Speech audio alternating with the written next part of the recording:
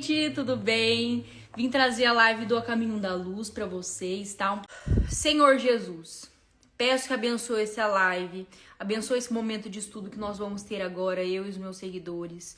Peço, Senhor, que mande seus emissários de luz para cada casa que está, onde estão os meus seguidores, para que a casa deles sejam limpas, sejam abençoadas pelas suas forças, Senhor.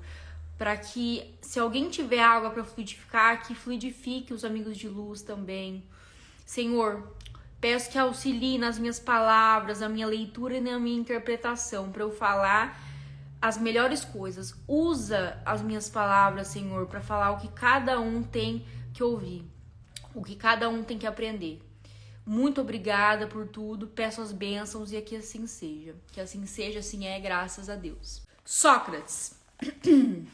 É por isso que, de todas as grandes figuras daqueles tempos longínquos, somos compelidos a destacar a grandiosa figura de Sócrates, na Atena antiga. Superior a Anaxágoras, nome difícil, Anaxágoras, seu mestre, como também imperfeitamente interpretado pelos seus 3 discípulos mais famosos, o grande filósofo está aureolado pelas mais divinas claridades espirituais. No curso de todos os discípulos, os séculos planetários, sua experiência, em algumas circunstâncias, aproxima-se da exemplificação do próprio Cristo. Suas palavras confundem todo o espírito mesquinho da época e faz desabrochar florações novas de sentimento e cultura na alma sedenta da mocidade, nas práticas públicas.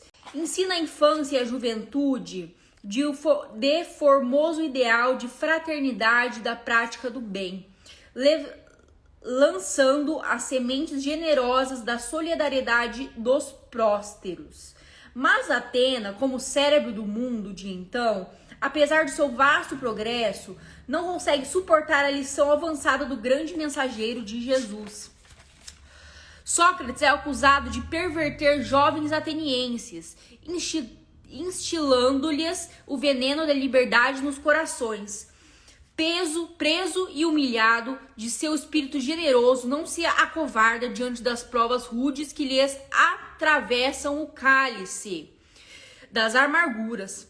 Consciente da sua missão que trazia, recusa a fugir do próprio cárcere, cujas portas lhe abrem as ocultas pela generosidade de alguns juízes.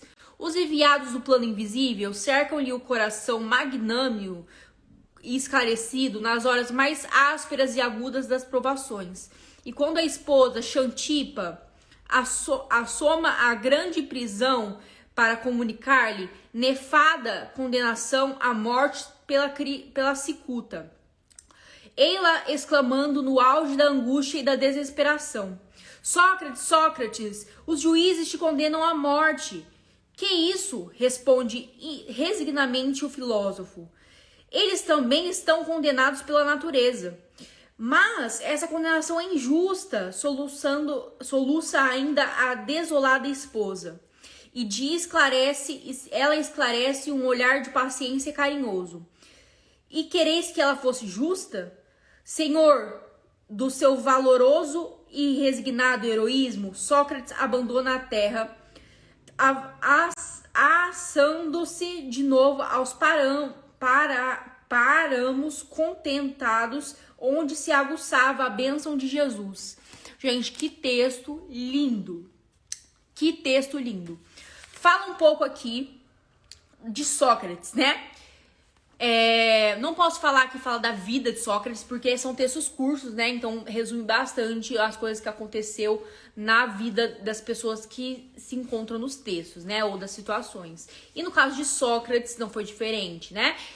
O texto fala sobre como Sócrates foi enviado de Jesus, né? Como ele era um enviado de Jesus para a Terra, para poder ensinar as pessoas de Atenas a liberdade, né? A abrir a mente das pessoas, né? Sócrates abria a mente de muitas pessoas, e por isso mesmo que ele foi condenado. Olha que semelhança que ele tem grande com Jesus, né? Sócrates é o enviado de Jesus, não tem o mesmo nível evolutivo que ele, mas um nível evolutivo bom, tá? Sócrates é um espírito evoluído. Só que ele foi condenado à morte por abrir a mente das pessoas, principalmente de jovens e adolescentes. Igual Jesus foi condenado por abrir a mente de pessoas, né? E curar pessoas e falar que ele era o enviado, né? O enviado de Deus que os judeus tanto esperavam, né? E daí os judeus não aceitando isso porque achavam que o enviado ia vir num cavalo branco, né? Ia vir como rei, como grande soldado, como uma pessoa rica e viram Jesus como um simples, vamos dizer assim, entre aspas, um simples carpinteiro que dormia na tenda de um carpinteiro que nasceu numa manjedoura desconhecida, né? Eles não acharam que era verdade, tá? Mas é verdade sim. Fugi um pouco do assunto de Sócrates, mas é verdade isso aqui que eles estão falando, né? E tem até um diálogo aqui de Sócrates com a Xantipa, que é a esposa dele, né? E ele fala aqui que a Xantipa fala pra eles estão te condenando, Sócrates, você não vai fazer alguma coisa? Daí Sócrates fala, a natureza já vai fazer por eles, pra eles, né? Por mim. Então, é bem forte esse texto e bem bonito. Emmanuel, ó, tá de parabéns. E Chico Xavier, ó, tá de parabéns por ter psicografado essa maravilhosidade.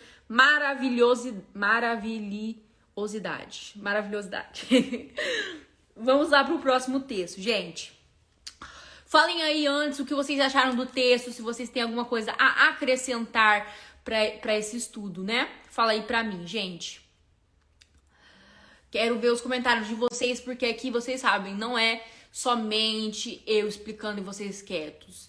É eu explicando e vocês conversando também, falando o que vocês acham, falando, completando e etc. Falem aí. Eu só vou ler o próximo texto dos discípulos quando vocês falarem. Eu prometi pra mim mesma que hoje eu ia fazer uma live mais longa, tá? Dar a outra face à humanidade é muito importante. Sim, verdade. Isso que Sócrates fez e Jesus também.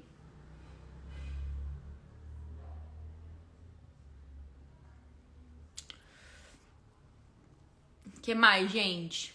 Quero mais um, pelo menos. Uma pessoa falando comigo.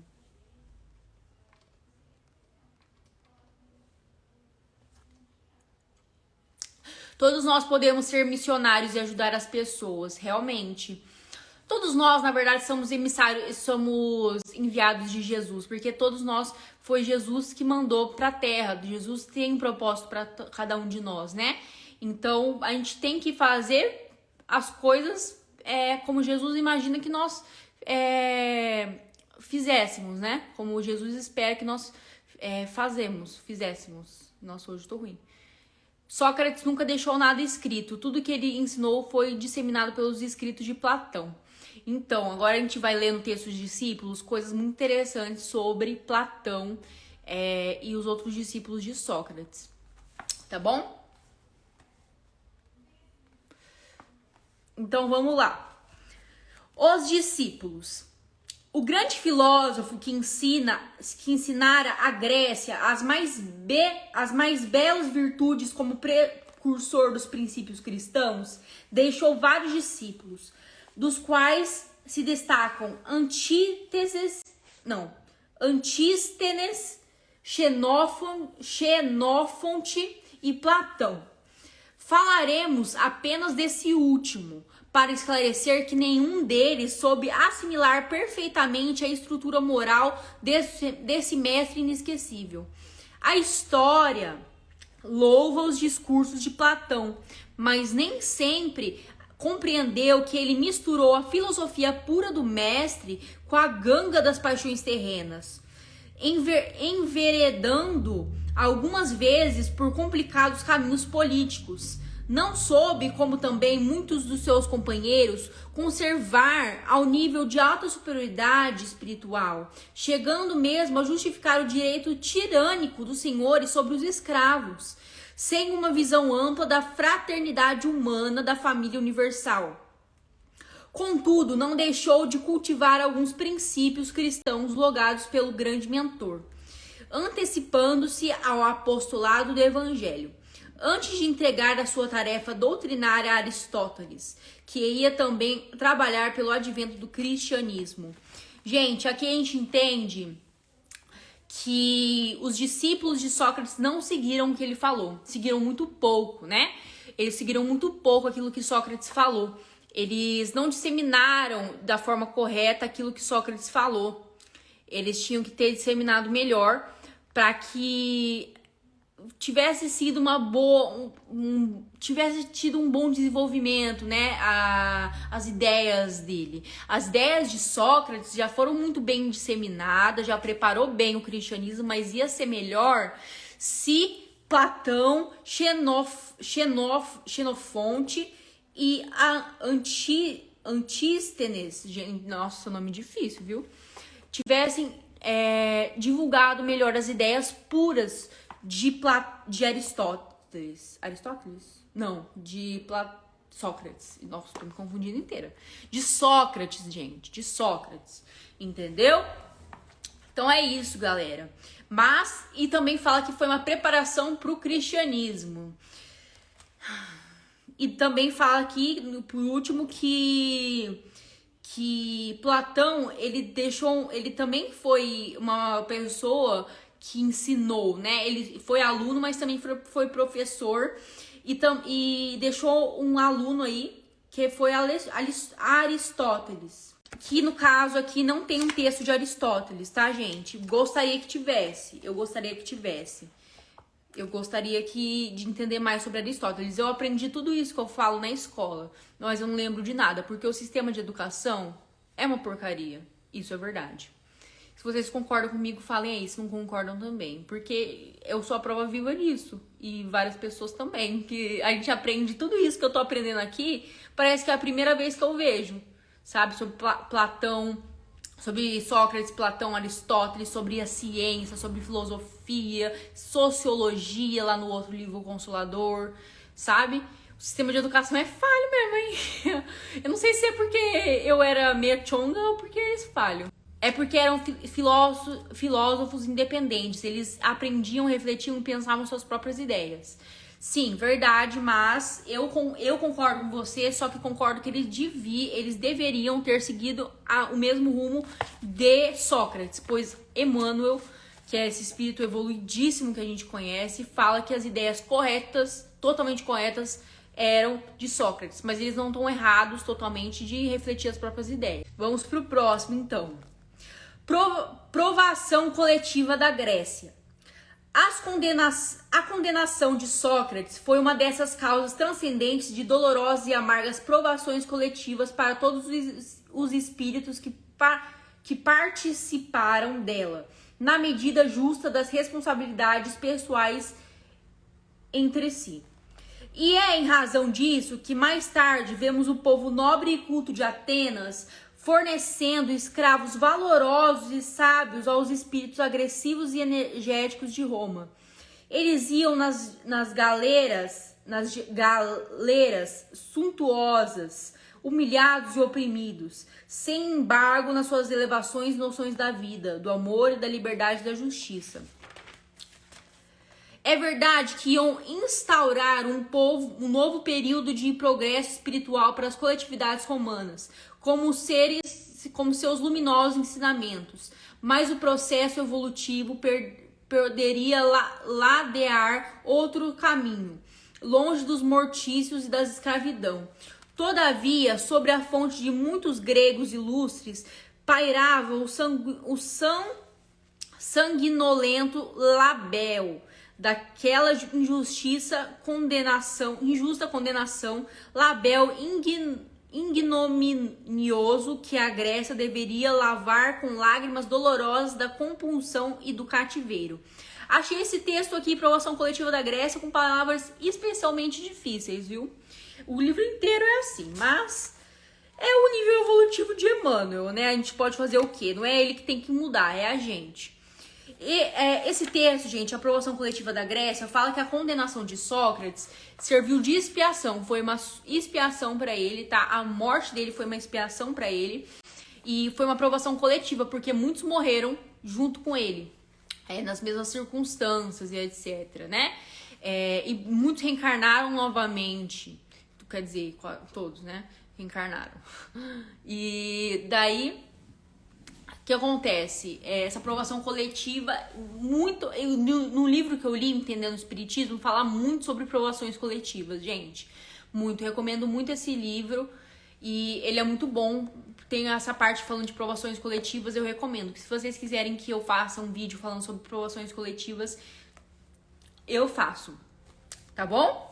Então, essa foi a live, gente, de estudo. Espero que tenham gostado, tá? Vamos ver aqui o que a galera fala. Qual foi o texto preferido de vocês, gente? O meu texto preferido foi de Sócrates. Com certeza foi de Sócrates.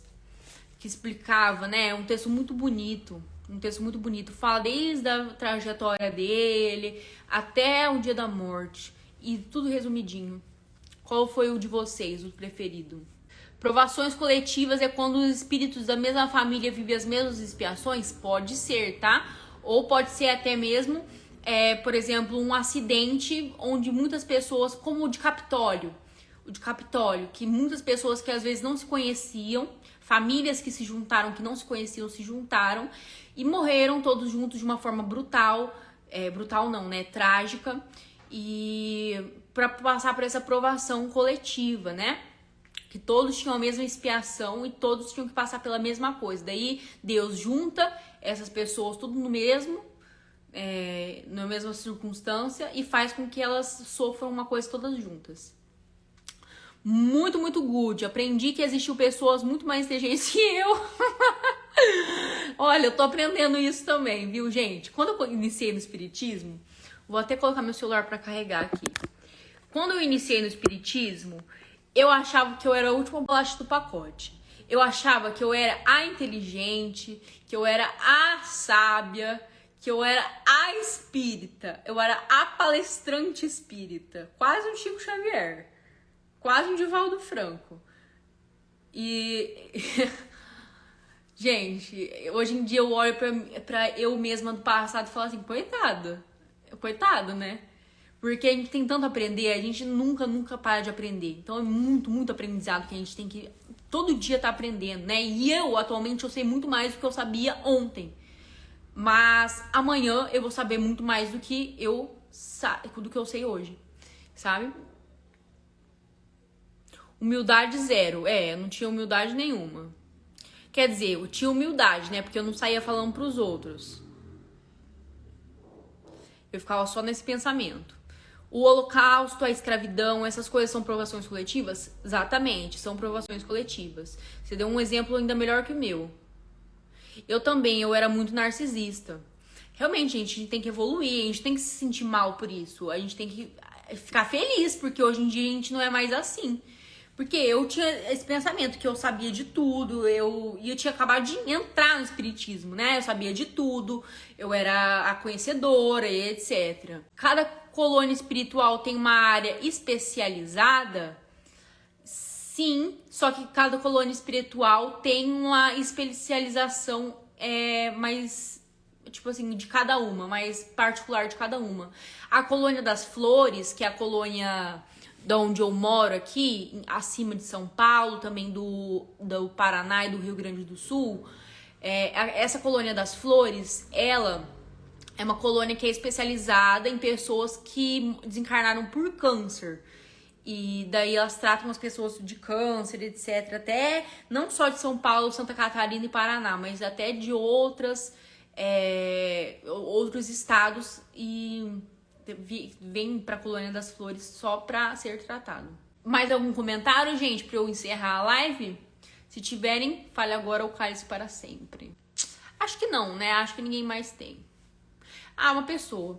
Mas isso vale para os objetivos de vida? Por exemplo, arquitetos vêm de uma certa colônia espiritual? Acredito que não, viu? Acredito que não. Deve ter alguma coisa parecida. Eu nunca estudei sobre isso. Uma coisa tão específica assim. Mas não acredito que exista isso em si, tá? Pode ter alguma coisa parecida. Eu vou estudar e eu te falo.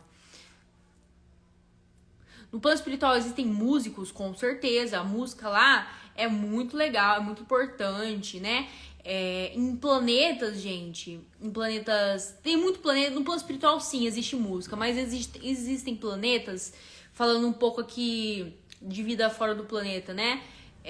Existem planetas que eles não têm música, porque eles acham que eles são tão evoluídos, assim, no quesito espiritual, que eles acham que a música é uma distração somente para pessoas mais carnalizadas, né? Então eles não têm música, eles não apreciam a música, mas o plano espiritual em si apreciam a música sim. Mas por quê? Por que isso? Porque eles estão carnalizados, carnais ainda. Então eles estão evoluídos a ponto de não querer música, não gostar de música, não querer música no planeta deles. Júpiter é assim, tá? Júpiter é assim, tá? Eles não têm música lá, porque eles acham que é uma coisa de gente primitiva. Mas, na verdade, eles estão errados, porque eles ainda são muito materiais e têm essa ideia uma ideia meio orgulhosa, né?